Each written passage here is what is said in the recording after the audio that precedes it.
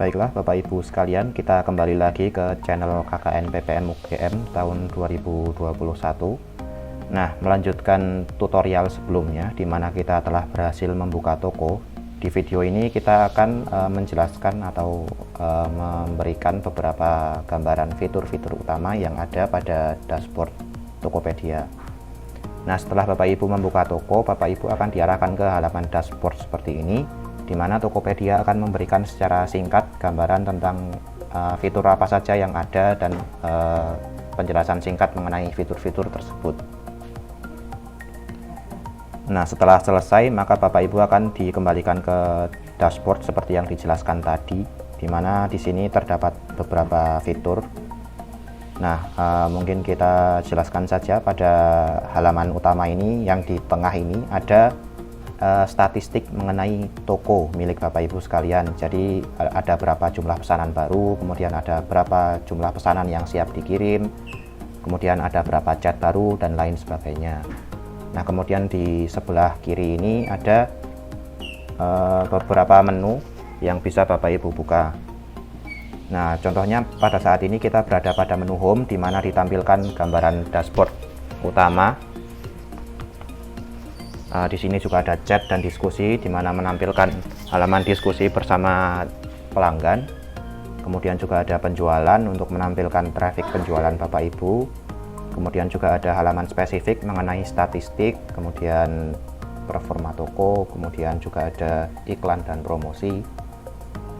Lalu Bapak Ibu juga bisa mengatur layout dan tampilan toko Bapak Ibu pada bagian ini. Di sini juga ada gambaran ulasan dari pelanggan. Lalu ada juga layanan tambahan. Di sini Bapak Ibu bisa mengatur beberapa layanan tambahan yang diberikan oleh Bapak Ibu sekalian. Kemudian ada juga pusat edukasi seller. Di sini ada beberapa artikel mengenai edukasi kepada penjual. Lalu ada juga halaman bantuan, di mana Bapak Ibu bisa meminta bantuan apabila diperlukan. Nah, pada yang paling bawah ini ada pengaturan toko, di mana Bapak Ibu bisa mengatur beberapa hal umum dari toko Bapak Ibu.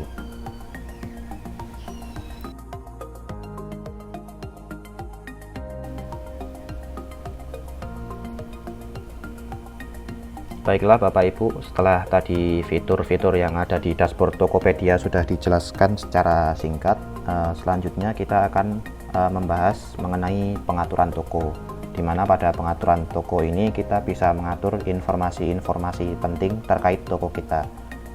Untuk masuknya kita bisa klik pada pengaturan, lalu klik pada pengaturan toko.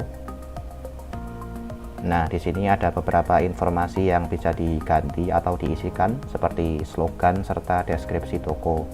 Nah, pada contoh kali ini kita isikan saja slogan. Slogan ini kalimat singkat yang menggambarkan toko kita. Diisikan saja sesuai dengan toko yang Bapak Ibu miliki. Kemudian deskripsi ini menggambarkan penjelasan lebih rinci mengenai toko kita.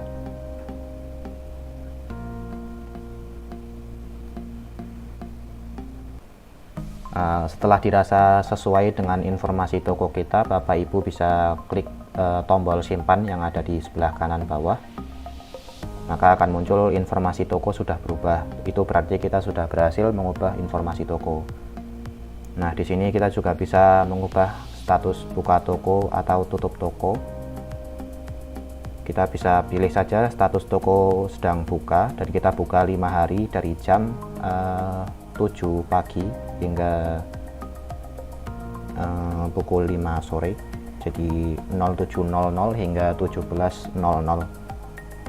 Kemudian setelah selesai kita juga klik tombol simpan pada kanan bawah. Setelah itu akan muncul juga pemberitahuan bahwa jam toko berhasil diubah.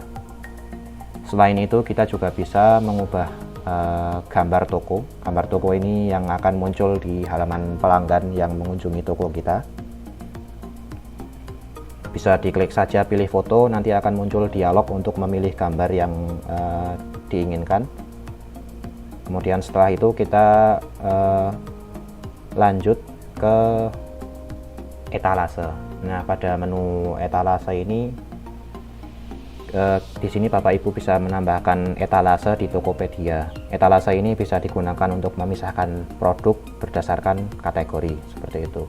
Kemudian di bagian catatan, di sini Bapak Ibu bisa menambahkan catatan sesuai namanya yang ingin diberitahukan kepada pembeli. Misal aturan order dan lain sebagainya. Kemudian kita lanjut ke menu lokasi, di mana Bapak Ibu bisa menambahkan toko atau menambahkan cabang toko dan lain sebagainya. Misal kita isikan ada lokasi toko baru, di sini kita beri label, mungkin labelnya Gudang Angkringan Joni. Diisikan juga alamat untuk toko yang sedang ditambahkan.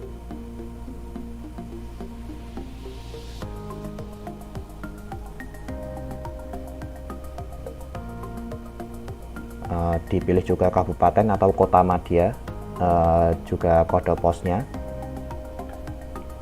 Nah, di sini juga dapat ditambahkan alamat email untuk cabang toko yang ditambahkan ini. Misalnya kita masukkan saja alamat email kita.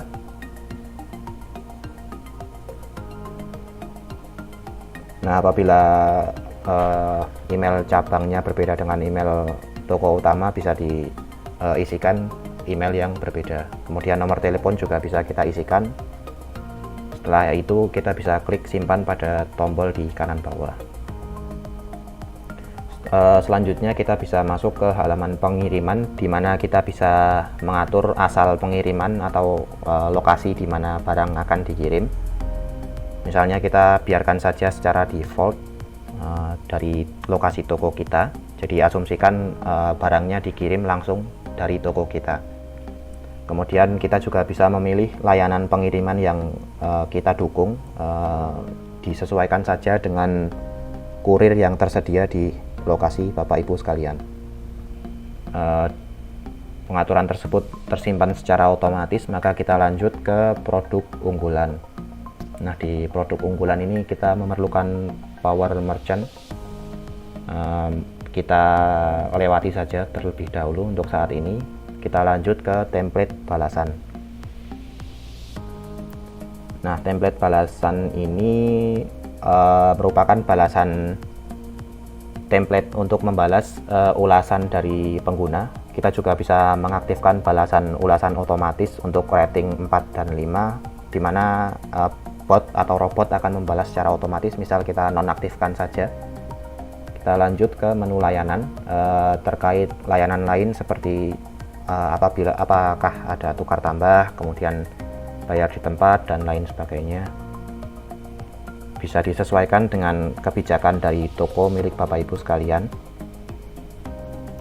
Nah, di sini Bapak Ibu juga bisa menambahkan admin apabila ada beberapa admin yang mengelola toko pada Tokopedia milik Bapak Ibu sekalian. Nah, pada defaultnya kita bisa menambahkan hingga 10 admin yang untuk saat ini sangat cukup bagi toko yang sedang kita kelola. Kita juga bisa mengisikan periode akses, contohnya misal 6 bulan. Kemudian kita bisa isikan detail mengenai siapa admin yang berhak untuk mengatur toko kita.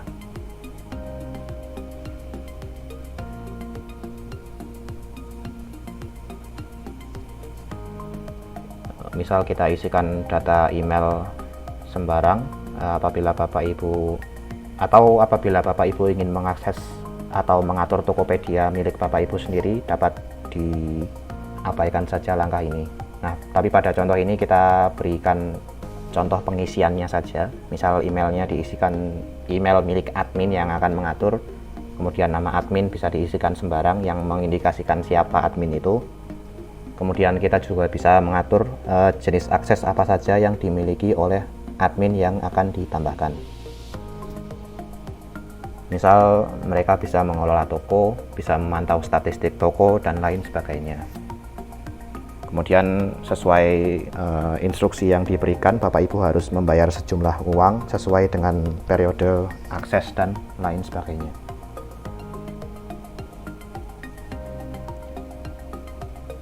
Sekian untuk tutorial kali ini, di mana kita membahas fitur-fitur utama yang ada pada dashboard Tokopedia. Akan kita lanjutkan pada tutorial pada video berikutnya. Terima kasih.